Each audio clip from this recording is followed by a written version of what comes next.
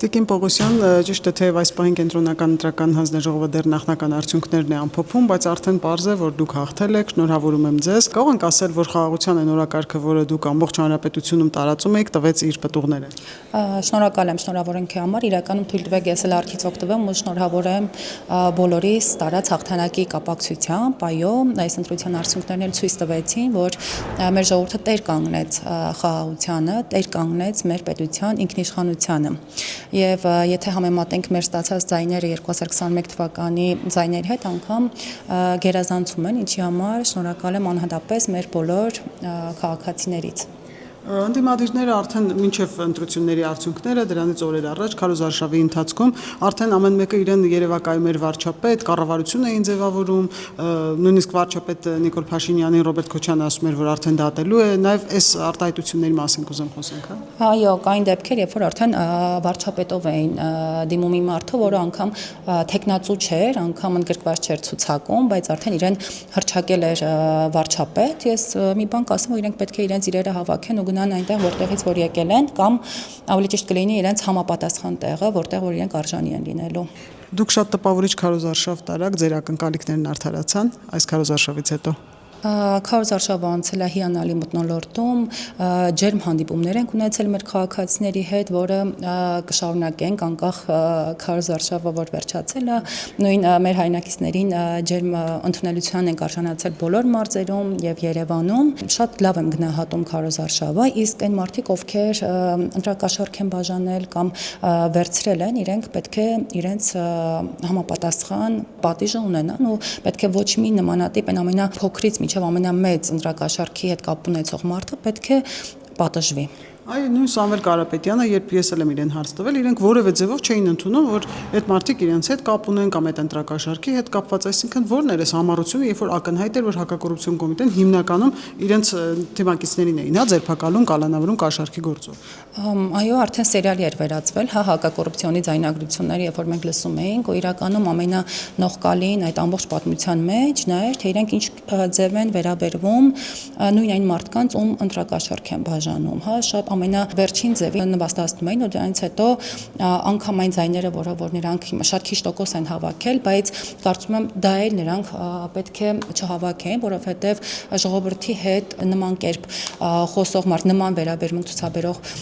ուժերը պետք է տեղ չունենային քաղաքական դաշտում։ Տիկին Պողոսյան, շատ տպավորիչ էին արդյունքները հատկապես Սյունիքից, սահմանամերձ բնակավայրից, Կիրանցից, այսինքն կարող ենք ասել, որ ժողովուրդը իսկապես գիտակցեց այդ խաղաղության տեր լինելու եւ չհավատաց բոլոր այդ վախեցնող, այդ հիբրիդային պատերազմներին, ինչպես եւ կանխատեսվում էր, հա։ Այո, իրականությունը հողի վրա լրիվ այլ է, երբ օրինակ նույն ոսկեպարում, երբ իրենք ոսկեպարն էին փրկում, ոսկեպարի եկեղեցին ասում էին հանձնվել, մարդիկ ապրում էին, չէ, ոսկեպարում, տեսնում են, որ եկեղեցին ոչ միայն չի հանձնվել, այլ նաեւ բարեկարգվում է։ Բնականաբար ոսկեպարի ժողովուրդը պետք է իրականությունը տեսնելով պետք է գնային եւ մեզ ընտրեն եւ այդպես էլ եղան ու հիմնականում շատ շնորհակալ եմ մեր քաղաքացիների ողջախոհությունից եւ վստահության քվեից։ Իսկ ինչ եք կարծում, հետընտրական ինչ որ իրադարձություններ տեղի կունենա, զարգացումներ։ Չեմ կարծում, որովհետև արդար ընտրություններ են իրականացրել, իսկ հետագա զարգացումները լինեն այն դեպքում, երբ որ ակնհայտորեն ընտրությունները կեղծվում են, տարիներ շարունակ մենք ականատես ենք եղել, իսկ 18-ից ի վեր արդար ընտրություններ են, իսկ արդար ընտրություններից հետո հետագա ինչ որ գործընթացներ ուղղակի չեն կարող լինել։ Եվ հետաքրքիր էր, որ օրինակ բնական ընտրություններ են, հաշվարկ, սխալական ինչ որ բաներ, տեխնիկական եւ այլն, հիմա օրինակ նույն ցուցակներում մահացած մարդիկ կարող են լինել, որտեղ ենթադրենք դա տպվել է 1 ամիս առաջ, բայց այդ ինչ որ մարդիկ մահացել են այդ ընթացքում, դա այնպես էր ներկայացվում, որ ահա տեսեք, ցուցակներում մահացած մարդիկ կան, այսինքն ինչ փորձում էին իրենց արշինով չափել ձեզ։ Դե հա, ես մեր քաղաքացիները վստահ են, որ ընտրությունները 18 թվականից ի վեր չեն կեղծվում, իսկ թե ինչ էր կատարվում իրենց